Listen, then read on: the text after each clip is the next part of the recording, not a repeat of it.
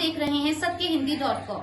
चलिए एक नजर डालते हैं अब तक की सुर्खियों पर। यूपी के पूर्व मुख्यमंत्री और समाजवादी पार्टी के संरक्षक मुलायम सिंह यादव का आज सुबह 10 अक्टूबर को निधन हो गया है। उन्होंने गुरुग्राम के मेदांता अस्पताल में अपनी अंतिम सांस ली।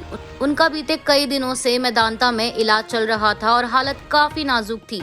मुलायम सिंह 82 साल के थे और वेदांता के आईसीयू में लाइफ सपोर्ट सिस्टम पर थे।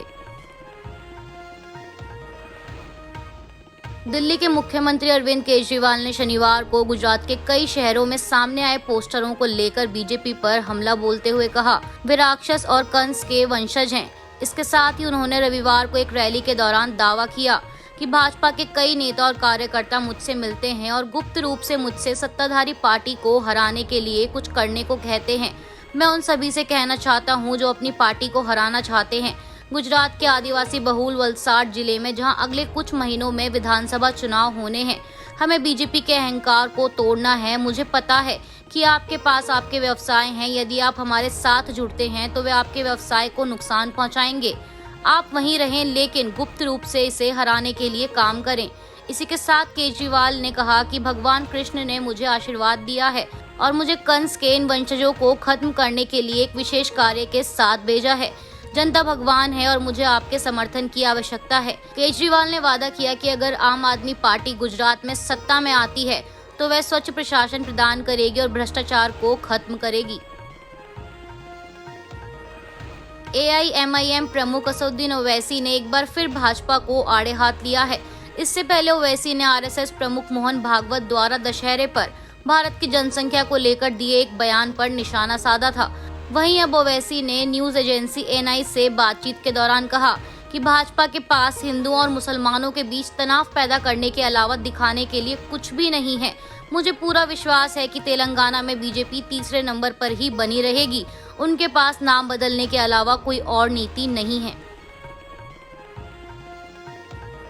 चुनाव आयोग द्वारा शिवसेना का नाम और चुनाव चिन्ह फ्रीज कर दिया गया है, जिसके बाद अपनी एक प्रेस कॉन्फ्रेंस के दौरान उद्धव ठाकरे ने कहा कि चुनाव आयोग के इस निर्णय की मुझे अपेक्षा नहीं थी। मुझे न्याय देवता पर विश्वास है, हमें इंसाफ मिलेगा। इसके साथ ही ठाकरे ने बताया कि कल चुनाव आयोग के आदेश देने के बाद हमने 3 चिन्ह दिए हैं, जिसमें त्रिशूल, उगता सूरज और मशाल शामिल हैं। साथ ही 3 नाम दिए हैं जिसमें शिवसेना बालासाहेब ठाकरे, शिवसेना बालासाहेब प्रबोधनकार ठाकरे, शिवसेना उद्धव बालासाहेब ठाकरे शामिल हैं। उन्होंने कहा कि चुनाव आयोग का धन्यवाद, उन्होंने हमारी दी हुई जानकारी को जनता से साझा किया।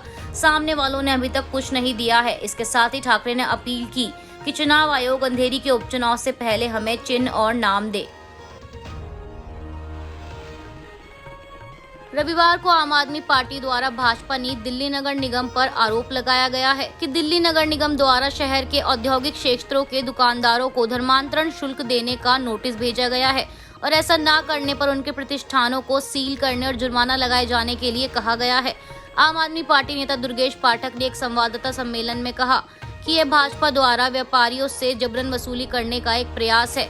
उन्होंने कहा कि दिल्ली भर के हजारों व्यापारियों को ऐसे नोटिस भेजे गए हैं जिनमें 1 से 5 करोड़ रुपए के धर्मांतरण शुल्क के लिए भुगतान की मांग की गई है। साथ ही उन्होंने एक फर्नीचर दुकान मालिक को मिला एक नोटिस भी दिखाया। MCD चुनाव का जिक्र करते हुए पाठक ने कहा कि जब आपका जाने का समय आ गया तो आप इस तरह के पैतरे अपना रहे हैं। आम आदमी पार्टी इसे बर्दाश्त नहीं करेगी। कांग्रेस के वरिष्ठ नेता मल्लिकार्जुन खड़गे ने रविवार को प्रदेश कांग्रेस कमेटी के प्रतिनिधियों को संबोधित करते हुए कहा कि अध्यक्ष पद का चुनाव पार्टी का आंतरिक मामला है और देश की सबसे पुरानी पार्टी की वास्तविक लड़ाई भाजपा और RSS के साथ है, जो देश में राजनीतिक, लोकतांत्रिक और सामाजिक माहौल को खराब कर रहे हैं। खड़गे ने कहा कि विपक्षी दलों में लोकतंत्र पर सवाल उठाने का भारतीय जनता पार्टी के पास कोई अधिकार नहीं है। उन्होंने पूछा कि क्या कोई जानता है कि भाजपा में अध्यक्ष पद का चुनाव कैसे होता है। खड़गे ने आगे कहा कि यह कांग्रेस पार्टी है जो देश के संविधान और लोकतांत्रिक संस्थाओं को बचाने के लिए सबसे आगे है। पंडित जवाहरलाल नेहरू से लेकर डॉक्टर मनमोहन सिंह तक की कांग्रेस सरकारों ने जिन संपत्तियों को बनाया, नरेंद्र मोदी की अगुवाई वाली सरकार उन्हें बेच रही है। देश में संविधान और लोकतंत्र को बचाने के लिए कांग्रेस कार्यकर्ताओं को आगे आना होगा, जागना होगा तथा सबको साथ लेकर चलना होगा। दिल्ली एनसीआर से लेकर उत्तर प्रदेश की राजधानी लखनऊ तक में लगातार बारिश ने तबाही मचा दी है, जिसकी वजह से कई सड़कें जलमग्न हो गई हैं, तो वहीं बड़े बड़े पेड़ों के गिरने से कई वाहन क्षतिग्रस्त हो चुके हैं। बता दें, दिल्ली और उत्तर प्रदेश में भारी बारिश के कारण जिलाधिकारियों द्वारा नोएडा, लखनऊ, गाजियाबाद और आगरा सहित अन्य कई शहरों में सोमवार को स्कूलों को बंद रखने का निर्देश दिया गया है, जिसमें कक्षा 1 से 12वीं तक के सभी स्कूल एक दिन के लिए बंद रहेंगे। न्यूज एजेंसी पीटीआई ने नोएडा में एक स्कूल अधिकारी के हवाले से कहा, जिले में अत्यधिक बारिश के कारण और मूसलाधार बारिश की संभावना को ध्यान में रखते हुए गौतम बुद्ध नगर के जिलाधिकारी ने 10 अक्टूबर को सभी सरकारी, अर्ध सरकारी सहायता प्राप्त और गैर मान्यता प्राप्त स्कूलों में अवकाश घोषित किया है। वहीं भारत मौसम विज्ञान विभाग ने भी पश्चिमी उत्तर प्रदेश में भारी बारिश की चेतावनी देते हुए ऑरेंज अलर्ट जारी किया है। साथ ही अधिकारियों को भी सोमवार के लिए सतर्क रहने के लिए कहा गया है।